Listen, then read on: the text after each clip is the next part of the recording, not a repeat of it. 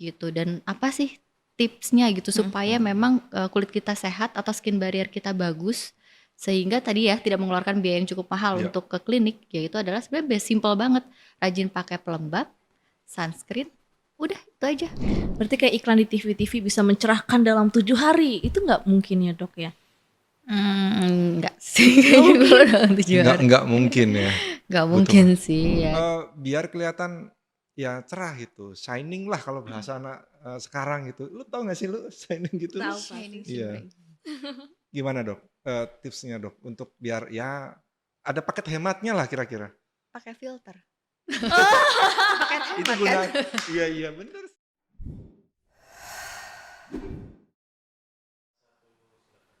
Halo sahabat Merdeka, kembali lagi di podcast Junto. Tepuk tangan dong Pak Asis. Iya. Meriah hari ini. Seperti Meriah. biasa aku Ini sama Pak Asis. ada banyak banget yang lihat ini. Oh iya, ada 1000 penonton. 1000 penonton. Siapa? 1000 di studio? 1000 di studio ya. Oke. Hari ini aku masih sama Pak Asis yang Ya. makin hari makin bijak juga makin glowing. Wow. Karena kita mau bicara soal kulit. Oh iya, Jadi harus benar. glowing. Jadi dong. harus glowing. Ini glowing apa karena lampu studio Pak Asis? Itu dia. Kayaknya dibantu sama lampu deh. Dibantu sama lampu. Hari ini ngomongin soal glowing, kita ngobrol soal menjaga kesehatan kulit ya, Ya. sahabat Merdeka. Karena banyak orang yang pengennya instan Pak Asis tapi salah kaprah. Padahal menjaga kesehatan kulit itu soal konsistensi bukan soal janji. Wah. Lu dapat bijak banget sih lu. Karena sama Pak Asis. Nah, kebetulan hari ini kita akan ngobrol Pak Asis dengan Ya. Dr. Pipim S. Bayasari, spesialis kulit dan kelamin estetik center Rumah Sakit IMC Sentul. Halo dokter. Halo. Halo dokter, kabarnya gimana? Alhamdulillah baik. Iya. Dok, kita panggilnya dokter Pim. Pim. Dr. Bim. Pim Jangan berapa sampai nih? Nggak salah-salah. Oke. Dok, langsung aja dok. Saya mau Boleh, tanya boleh. soal kulit. Bicara soal dokter kulit, bicara soal kulit maksudnya kok banyak. Jangan grogi dong Pak Asis. Iya. Baru kali ini nih. Asis grogi. Enggak, ini serius ini. Oke, serius. Dok, pertama soal kulit dulu dok.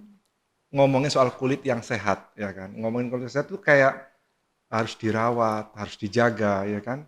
Saya harus ngebayangin kayak semua yang perawatan tentang kulit itu mahal. Nah sebenarnya kulit yang sehat itu seperti apa? Rajin makan buah, banyak minum air putih atau apa? Itu yang sepemahaman saya. Sebenarnya kulit yang sehat itu seperti apa sih? Mahal itu kalau terlambat penanganan, maksudnya kayak udah terlanjur Oke. keriput, udah terlanjur ada scar, ya pasti kan kita harus klinik dan itu harus membuang biaya yang cukup mahal ya. Mm-mm. Tapi kalau memang pada dasarnya kita aware sama kesehatan kulit kita dari awal, ya itu nggak akan terjadi gitu. Sebenarnya kulit yang sehat tuh kayak gimana sih? Yang penting segmen kayak mindset kita terhadap kulit sehat itu harus putih, harus flawless kayak gitu tuh harus dihilangin dulu. Karena kulit warna apapun, tone kulit warna apapun itu akan sehat jika memang terawat dengan baik asal skin barriernya bagus, tetap lembab dan tidak iritasi gitu. Karena kan banyak ya orang tuh apalagi Asia Indonesia pengennya kulitnya putih. Benar. Ya kan dok? Iya, padahal sebenarnya nggak harus putih sih. Sehat itu kalau misalnya memang fungsi barrier kita bagus, ya kulit akan sehat. Kalau kulit sehat pasti dia akan terpancar dan glowing dengan sendirinya gitu. Dan apa sih tipsnya gitu supaya memang kulit kita sehat atau skin barrier kita bagus sehingga tadi ya tidak mengeluarkan biaya yang cukup mahal Iya. untuk ke klinik, yaitu adalah sebenarnya simple banget, rajin pakai pelembab, sunscreen, udah itu aja gitu. Kok kayak gampang ya dok ya? Simple kan? Pelembab, sunscreen gitu. Tapi itu hal yang sulit dilakukan. Karena kayak perempuan itu kan banyak ya Pak Asis, mungkin laki-laki nggak ngerti nih. Perempuan tuh ada serum, ya kan. Terus ada lagi kalau seandainya toner, terus moist, terus sunscreen dan segala macem. Tapi intinya cuma 2 ya dok. Ya, jadi di mindset kita harus dibagi 2. Perawatan itu kan ada perawatan pagi hari, ada perawatan malam hari. Intinya kalau di pagi hari itu lebih ke arah pencegahan, jadi prevention gitu. Terus habis itu pencegahan dan supaya gimana sih kulit kita nggak rusak. Nah, pencegahan terhadap apa? Terhadap paparan sinar matahari, yaitu adalah dengan menggunakan apa? Sunblock. Dengan menggunakan sun protector gitu supaya kulit kita nggak rusak. Jadi pagi habis cuci muka, terus kita pakai pelembab supaya skin barrier kita nggak rusak, di coating dengan sunblock. Udah cukup gitu. Nah, kalau misalnya untuk malam hari itu kita lebih ke regenerasi. Jadi malam hari itu biasanya kita lebih ke triple cleansing. Karena kan biasanya kalau perempuan-perempuan tuh kan pakai make up, terus kita juga habis kotor seharian. Jadi ya triple cleansing itu wajib, kayak pakai susu pembersih, terus dicuci mukanya. Setelah itu menggunakan pelembab, dan biasanya di atas 20 tahun ada tambahan nih.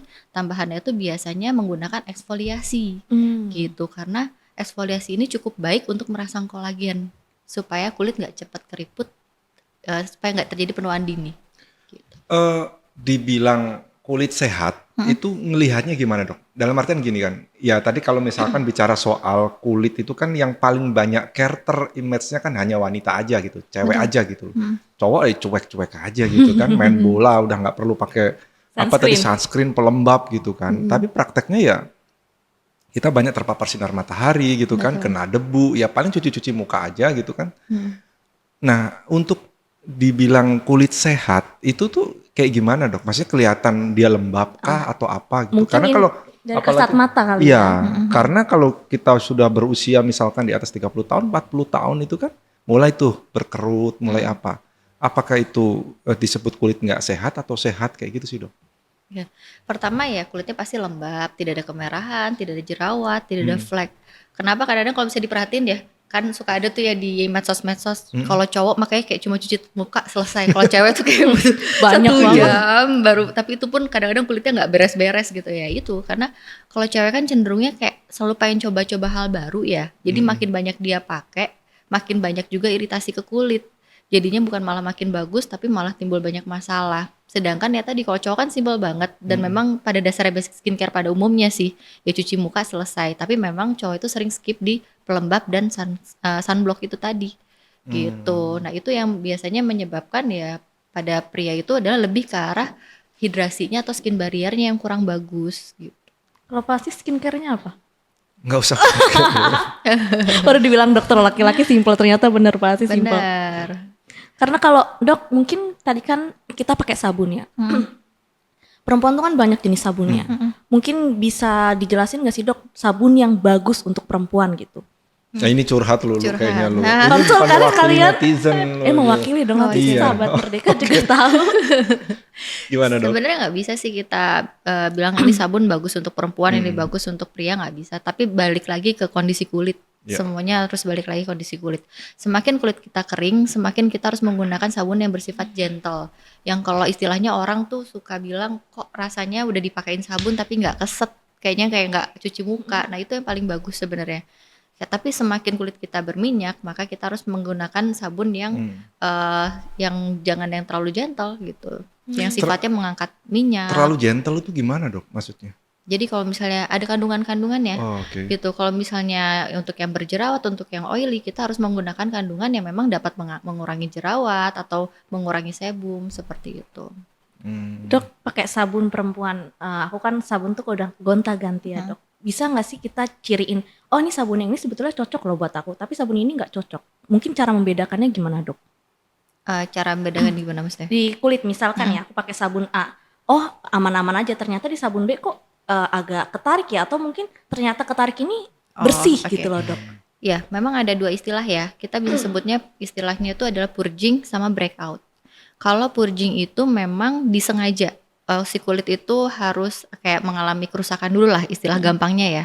Gitu. Nah, apa hal-hal yang menyebabkan reaksi purging atau reaksi yang kemerahan, tadi timbul jerawat baru, mengelupas, sensasi tertarik itu biasanya kalau ada kandungan-kandungan yang sifatnya mengelupas atau eksfoliasi. Kayak gitu seperti glycolic acid, salicylic acid. Sering kan ya ngeliat di kandungan sabun tuh ada salicylic acid, glycolic acid, atau enggak di krim-krim atau ada retinol segala macam. Nah, kalau memang menggunakan kandungan-kandungan yang seperti itu memang akan terjadi reaksi purging. Biasanya 1 bulan. Dan itu biasanya normal banget itu terjadi. Tapi harus kita perkuat dengan pelembab dan sunblock supaya nggak makin jadi. Nah, kalau breakout itu adalah kita menggunakan kandungan-kandungan selain kandungan tadi, tapi kok tiba-tiba timbul jerawat. Nah, itu berarti kita nggak cocok. Jadi kita harus stop. Jadi emang harus kenali sama tanda-tanda tadi Iya, ya dok. betul. Wah, Ya saya agak berusaha untuk mencerna pasti. iya. Itu kan tadi dari sisi luarnya ya dok ya. Saya pertanyaan gini, ada nggak misalkan dari sisi makanan? Nanti kita bicara lagi soal apa yang harus kita poles dari luarnya ya. Dari makan misalkan ada nggak makanan, buah atau apapun yang bisa melembabkan kulit, mencerahkan kulit, mengglowingkan kulit gitu dok. Yang bisa kita temukan sehari-hari gitu. Buah-buahan, nanas yang tinggi antioksidan, jeruk dan semacamnya. Tapi yang paling penting adalah kalau memang nggak mau timbul jerawat itu poin satu adalah harus cutting sugar, membatasi Cutting gula. sugar. Iya, itu sangat jauh menyebabkan kulit kita lebih sehat gitu. Gula dan produk-produk dairy biasanya Oh, gitu. apalagi minum kopi campur susu, Wah, gulanya betul. tinggi. Saya tadi habis dibeliin kopi susu soalnya dok. Aduh, Waduh, Soalnya tren Langsung tutup sekarang ini mata. ya, selain kopi susu, tren sekarang juga orang suka minum apa ya, americano ya. americano Iya, ada bener. pasien aku tuh bolak-balik jerawatan, mukanya kok nggak bermasalah terus, udah diobatin nggak sembuh-sembuh. Terus aku bilang, kamu suka apa? Nggak pernah minum yang gula-gula sih dok, americano juga less sugar. Coba deh stop dulu gitu. Pas di stop, better banget, nggak pernah kambuh sampai sekarang. Gula itu apa ya, Sejahat itu. se-impact sejahat itu ya untuk kulit Iya. ya. Untuk kulit dan kesehatan tubuh ya, pastinya juga. Apalagi dok selain gula, biar saya catat nih, Nah, biar lebih ke tersangkanya selain gula. gula siapa? Paling untuk Gula ya. kesehatan kulit wajah biasanya gula. Kalau seandainya Itu kita utamanya. mungkin terlalu banyak makan gula, yang efek kita rasakan apa dok di kulit? Lebih ke jerawat. Jerawat. Iya. Itu yang minyak-minyak Kulit itu sehat. makan gorengan segala macam. Gorengan juga termasuk, tapi biasanya umumnya paling sering menyebabkan jerawat itu lebih ke gula. Gitu. Emang sih ya, kadang yang manis tuh belum tentu. Betul. Yang manis kadang jahat ya Mas Aziz. Kayak janji manis ya. Aduh, dok kan tadi juga dokter bilang ya, kita wajib itu kan moist sama sunscreen. Iya. Sebetulnya seberapa penting sih penggunaan sunscreen ini untuk kulit kita? Sunscreen itu penting ya. Itu kayak ibaratnya di prioritas nih. Itu dia nomor 1. Karena matahari itu penyebab dari segala kerusakan kulit gitu kan. Jadi pertama bahayanya dari paparan sinar matahari itu apa? UVA, UVB. Masalahnya ke kulit kita apa? Bisa menyebabkan kehitaman, kanker kulit, kulit kita menjadi penuaan dini, muncul keriput halus. Jadi kalau kita nggak pakai sunblock ya siap-siap untuk timbul resiko tadi. Tapi aku juga pernah sih kemarin ya nemu di medsos kayak, ya aku nggak pakai sunscreen tapi nggak apa-apa kok kayak gitu ya. Kadang gini ya, nggak semua orang akan bermasalah, tapi kan ada namanya prevalensi ya, dari sekian orang akan menimbulkan masalah. Gimana kalau kita jadi orang kesekian itu kan? Jadi lebih baik pakai gitu. Dan yang kedua, sekarang orang overall lebih sering lihat gadget, medsos kan, dan tanpa disadari gadget, laptop itu dia mengeluarkan sinar biru. Nah, sinar biru inilah yang seringkali menyebabkan penuaan dini dan juga hiperpigmentasi. Jadi sangat-sangat penting untuk menggunakan sun protector dengan jumlah cukup dan harus diulang. Berarti Sehari harus berapa dok? Karena kan kita misalkan ada aktivitas yang harus break, kita harus cuci muka segala macam itu. Ya, 2-3 jam harus diulang. Hah? kok kaget Sebentar gitu sih? harus sunscreenan dulu kayak gitu. Ya, secara ideal memang 2-3 jam karena sun protector itu dia hanya bertahan atau hanya bekerja 2-3 jam. Dan kalaupun memang kita mau reapply, kita mau cuci muka ya jangan cuci mukanya jadi sering, maksudnya si sabunnya jadi sering karena terlalu banyak menggunakan sabun juga pH kita akan geser. Gitu. Jadi paling kalau mau bilas air aja. Maksudnya dok pH geser gimana dok? Gitu. Semakin kita sering cuci muka, itu pH kita biasanya akan semakin alkali dan akan rusak. Gitu skin barriernya. Cuci muka tuh dalam artian pakai sabun ya, Iya. bukan cuci muka pakai air Kalau doang air gitu doang kan. nggak apa-apa sih. Oke, nggak apa-apa. Air wudhu? Itu Terus justru itu mencerahkan Ya, lah. kan glowing karena air wudhu. Oh ya Allah. Dokter tadi kan juga ngomong soal sunscreen ya dok. Katanya emang kalau penggunaan handphone, laptop juga kan mengandung sinar B ya? Biru. Biru, sinar biru. Berarti di dalam ruangan juga harus pakai sunscreen? Iya. Karena kan sinar UVA tembus kaca juga. Gitu. Misalnya kita kerjanya juga di dekat sama kaca gitu tanpa disadari. Kadang-kadang juga nyetir juga. Dok, saya ngapain diulang, orang saya kerjanya juga di dalam ruangan ber-AC paling lagi. juga nganterin anak-anak doang gitu kan. Tetap aja kan kaca mobil, terus kaca kantor itu kan juga dia nembus sinar UVA tuh satu-satunya sinar yang menembus kaca jendela. Terus ya juga seharian sekarang siapa sih yang bisa lepas dari handphone kan, dikit-dikit gadget. Nah itu juga sinar biru juga kan bikin tambah parah gitu. Dok, saya ekspor yang soal matahari tadi ya. Kalau yang jahat dari dalam tuh gula, dari luar matahari. Gitu. Tapi kan ada matahari sehat juga sinar, yaitu di pagi hari kan. Nah itu maksudnya yang disebut jahat itu sinar matahari di jam berapa? Kalau misalnya untuk aturan pemakaian sunblock itu biasanya secara ideal jam 8 sampai jam 4 sore Oke. gitu. Dan misalnya sinar matahari kan baik ya untuk vitamin D di tulang kita dan segala macam gitu. Tapi dengan jumlah yang cukup dan memang nggak sengaja dipaparkan dengan waktu yang lama.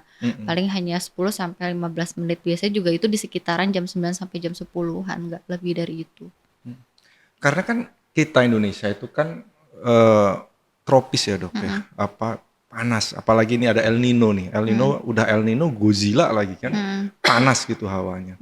Nah rata-rata kulit orang Indonesia sama orang bule itu, orang bule malah lihat matahari dia berjemur dok, ya kan? Kalau kita kan ngumpet gitu. Maksudnya sesensitif itukah kulit orang Indonesia? Rata-rata dokter yang pernah dalam risetnya misalkan, rata-rata kulit orang Indonesia itu apakah memang gampang sensitif? Kalau orang bule kan ya tadi lebih malah seneng lihat matahari. Kalau orang kita tuh rata-rata orang Asia, ya apa gampang kebakar kulitnya, sensitif atau bagaimana sih dok? Kalau kulit orang kita? Lebih karena nggak mau hitam kayaknya. Orang Indonesia. Maksudnya kalau orang luar negeri kan memang lebih suka yang tan kan, kulit tan. Karena kalau rata-rata pasien yang datang ke klinik kan lebih dok pengen putih, pengen suntik putih, pengen putih ya otomatis pasti mereka menghindari matahari. Dan yang kedua juga kan faktor warna kulit juga kan. Kalau misalnya orang bule dengan kulit yang putih ya memang dia biasanya ya sensasinya terbakar aja. Kalau kulit kita ya biasanya lebih mudah menghitam gitu. Menghitam itu karena terbakar? Ya karena bukan, ya awalnya bisa karena terbakar, lama-lama juga jadi hitam. Lebih lama hilangnya. Kalau di iklan-iklan itu kan disebutnya noda matahari. Iya benar nggak sih? Iya kan? Iya. Yang hitam-hitam di wajah ya. Yang bintik-bintik itu? Bintik-bintik ya. Oh itu karena dampak dari matahari? Iya, dampak dari matahari. Bukan karena penggunaan skincare ya dok? Penggunaan skincare itu kalau misalnya memang kita iritasi, biasanya kalau iritasi awalnya kemerahan, lama-lama bekas hitam gitu. Tapi ada juga yang hitam-hitam kanan kiri, nah itu kita sebut juga flek, ada freckles, ada lentigo, senilis, macam-macam gitu penyebabnya. Tapi pasti ada faktor genetik dulu sih, ada faktor memang kita ada keturunan yang mempunyai genetiknya flek atau melasma dan sebagainya. Tinggal dicetusin matahari keluar tuh gitu, makanya penting juga kita menggunakan sunblock gitu. Karena kan kalau misalnya sering tuh ada yang counter, tapi dok banyak kan cowok-cowok bapak petani segala macam nggak ada flek tuh nggak pakai sunblock. Yang tiap hari di sawah ya dok ya? Tiap hari di sawah gitu kan. Iya itu tadi balik lagi ke genetik dan biasanya perempuan dan laki-laki resikonya lebih tinggi di perempuan gitu. Dan yang kedua ya genetik lagi, kalau mau dipaparin sinar matahari kayak apa juga, kalau memang dia nggak ada genetiknya atau bakatnya dia timbul flek atau keratosis seborrheic atau dan lainnya ya nggak akan timbul gitu. Tapi kalau ada genetiknya ya pasti akan timbul. Cuma kan kita kalau ngurut-ngurutin sisilah nggak mungkin kan nanya, mah nenek ada nggak kayak gini? Rajin banget ya. Iya, Eyang ada nggak? Ya udah pakai aja gitu. Yang tadi aku bilang di awal, gimana kalau kita termasuk orang yang beresiko gitu. Nah terus kan tadi pakai sunscreen ya dok ya. Sunscreen kan banyak jenisnya, ada yang 50 SPF dan segala macam. Terus juga dokter bilang di dalam ruangan juga harus pakai sunscreen. Ukurannya atau mungkin kekuatannya itu di dalam sama di luar sama atau gimana dok? Penggunaan sunscreennya? Sama. Jadi yang harus kita ketahui paparan sinar matahari itu kan ada UVA, UVB. Kalau SPF itu dia lebih ke UVB. Jadi ada 30, ada 50 ya. Makin tinggi SPF tuh nggak ada yang 100% cover sebenarnya. Jadi iya, jadi paling cuma 98% aja covernya gitu. Jadi misalnya 30 cover 96% dari sinar UVB, terus 50 cover 97, nggak ada yang makin tinggi 100% nggak ada gitu. Jadi sebenarnya bukan berapa jumlah persenan dari SPF-nya, tapi memang cukup mengurangi kemerahan ketika kita kena matahari gitu. Tapi yang dipentingin itu adalah jumlah dan pengulangan dari sunblock itu sendiri gitu. Kalau untuk ukuran Indonesia SPF 30 sebenarnya cukup gitu. Dan yang kedua adalah UVA. Kalau gimana sih cara menghindari dari paparan sinar UVA? Kita perhatikan kan suka ada tuh SPF berapa, PA+++. Nah itu semakin tinggi plusnya semakin terlindungi dari sinar UVA gitu. Biasanya +4 itu paling maksimal. Terus kalau di dalam ruangan gimana caranya supaya kita apakah kandungan SPF atau PA+++ tadi bisa melindungi kita dari sinar biru? Belum tentu. Jadi baca lagi kandungannya, ada nggak kandungan seperti zinc oxide atau titanium dioxide. Nah itu adalah kandungan-kandungan yang dapat menangkal radiasi dari sinar biru tadi gitu. Oh, Jadi harus tahu. pasti ngerti kan? Iya. Karena bicara soal perlindungan dari sunscreen aja panjang ini dokter. Panjang, karena Itulah itu ribetnya. utama dari segala masalah. Iya. Oh, iya. Itulah rumitnya perempuan Pak Aziz. Bukan sebenarnya rumitnya perawatan kulit sih Iya. sebenarnya. Iya nggak sih Iya dok? benar. Jadi kalau seandainya perempuan mau jalan make up lama, pasti jangan jangan marah skincare lama karena emang stepnya sepanjang itu nanti. Mungkin Iya. nanti Pak Aziz bisa bilang jangan make up tebel-tebel, nanti reply-nya susah. Karena setelah podcast ini ya dok. Reply. Reply-nya susah. Iya, lucu banget dokter. Ini kalau misalkan bicara kulit dok, itu kan ada yang sensitif, ada yang enggak, iya kan? Ini yang paling repot kan yang sensitif itu, dikit-dikit misalkan bisa kemerah-merahan, berjerawat segala macam itu karena memang faktor dari genetik rata-rata atau faktor apa ya dok, pola hidup atau apa ya dok rata-rata? Karena kan nggak semua kan pengen sebenarnya kulitnya bagus, glowing dari lahir, dikit-dikit nggak berjerawat, dikit-dikit nggak terlalu alergian, kayak gitu-gitu biasanya rata-rata dari genetik atau pola hidup. Semua berawal dari skin barrier. Skin barrier itu kalau misalnya bisa diibaratkan tuh kalau rumah itu kayak batu bata semen. Oke. Semen itu kayak tadi ceramide, kolesterol, jadi dia kayak moisturizer-nya, pelembabnya. Ada yang memang sejak lahir cukup, ada yang sejak lahir itu tidak cukup. Jadi kayak genetik gitu, kayak pada orang yang eksim, yang mudah kemerahan, kayak gitu. Nah untuk skin barrier memang sejak lahir atau genetik yang memang tidak cukup, berarti memang seumur hidup ya harus dirutinkan tadi pelembabnya, pemilihan sabun yang baik gitu loh. Karena berawal dari skin barrier yang kurang baik gitu, awalnya mungkin dry, kulit kita kering, sensitif kemerahan. Terus kita nggak mumpuni nih makein pelembab yang benar, pemilihan sabun yang nggak benar. Lama-lama si tubuh nih bilang kayak, kurang nih si pelembabnya, bantu yuk supaya lebih hydrate kulitnya. Dikeluarinlah minyak, bukan cairan yang ini tapi minyak yang dikeluarin. Jadi kulit kita malah oily gitu. Jadi oily itu adalah wujud kompensasi dari kekurangan cairan di kulit kita. Oh, Nah, malah gitu dok. betul. Jadi awalnya berminyak, lama-lama minyak ini akan menjadi tempat atau wadah yang baik untuk bakteri bertumbuh, timbullah jerawat. Itu kita bisa ngecek nggak sih dok, skin barrier kita itu kalau misalkan kalau saya analogikan dalam persentase, oh ini bagus, ini enggak, skin barrier gitu bisa dicek? Ada sih alatnya sebenarnya gitu.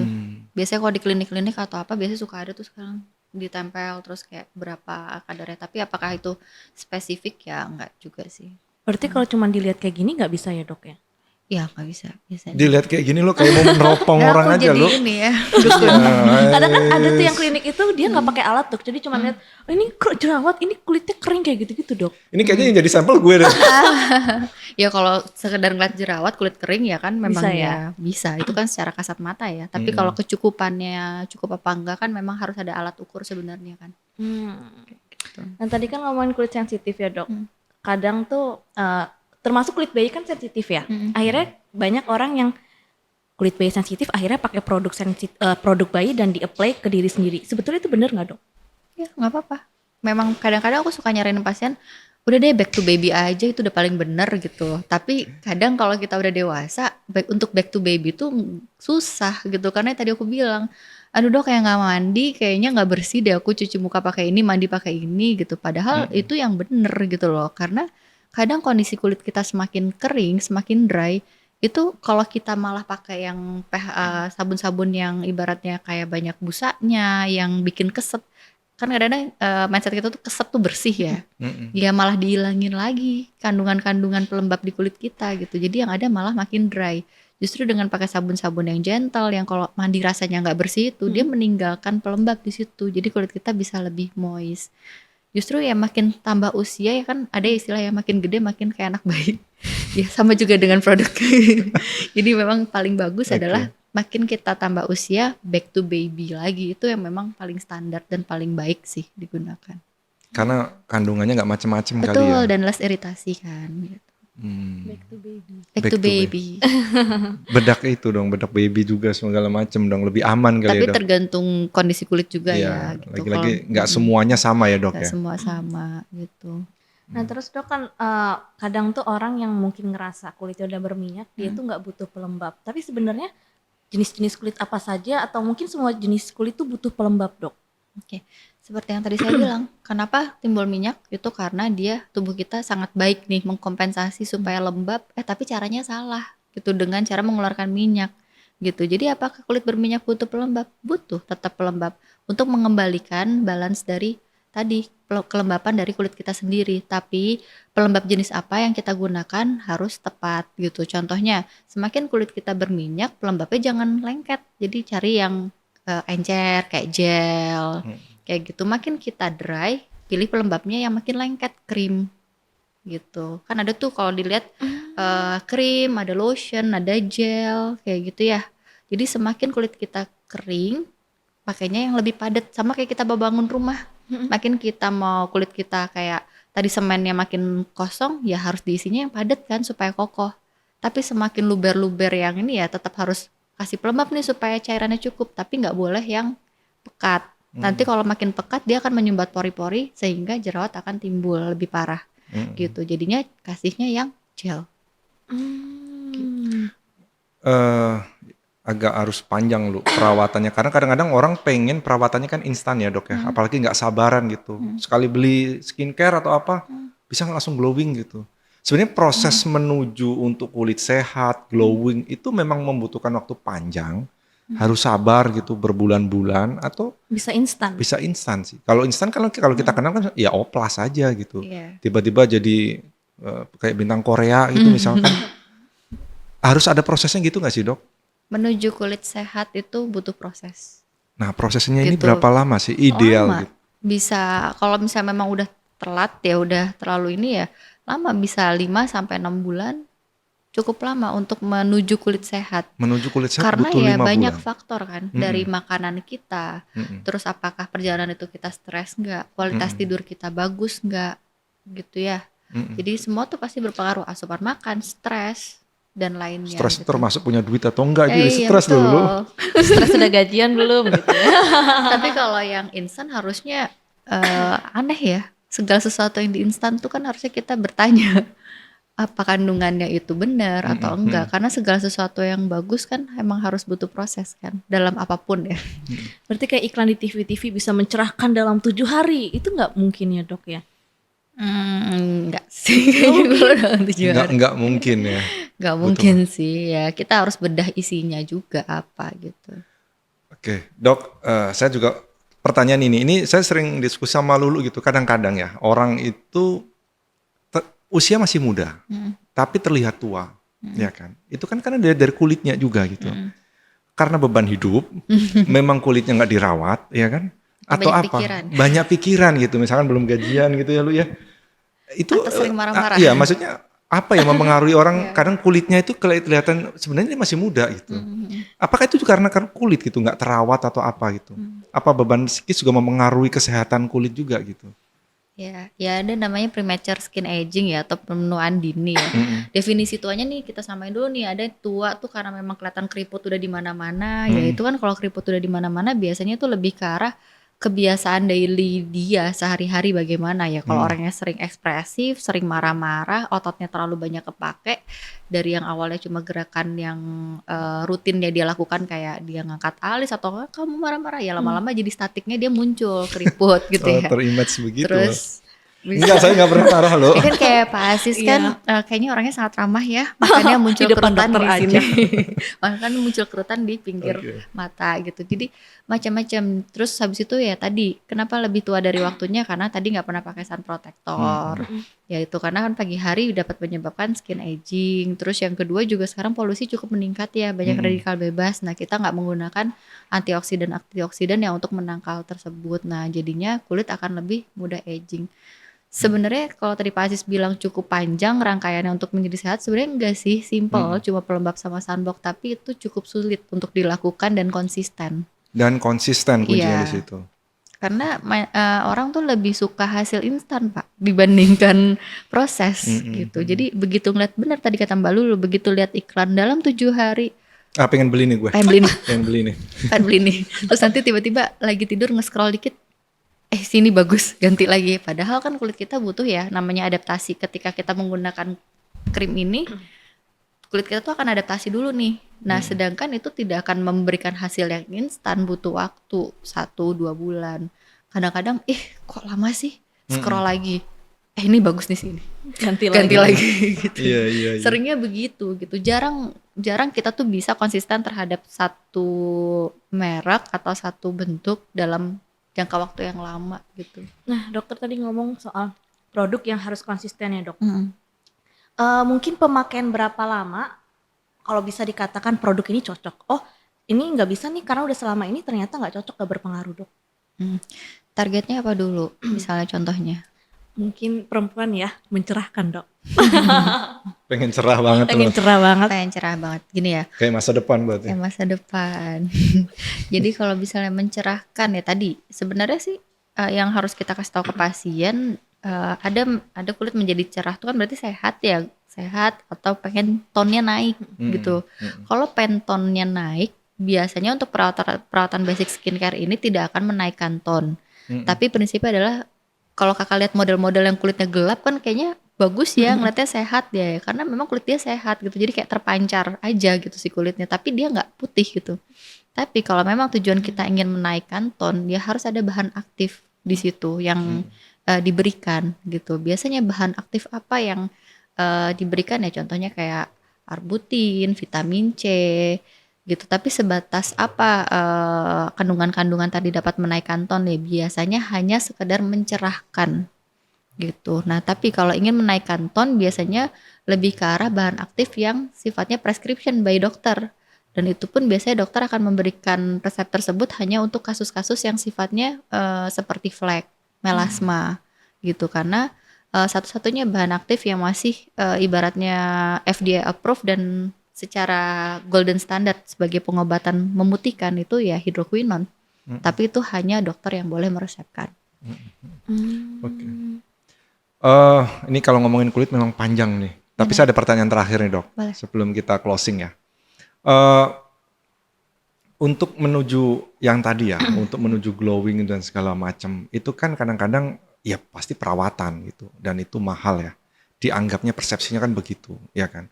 Tapi ada nggak tips-tips yang paling sederhana, misalkan selain perawatan ringan, pakai sunscreen, pelembab gitu ya, dan pola hidup gitu.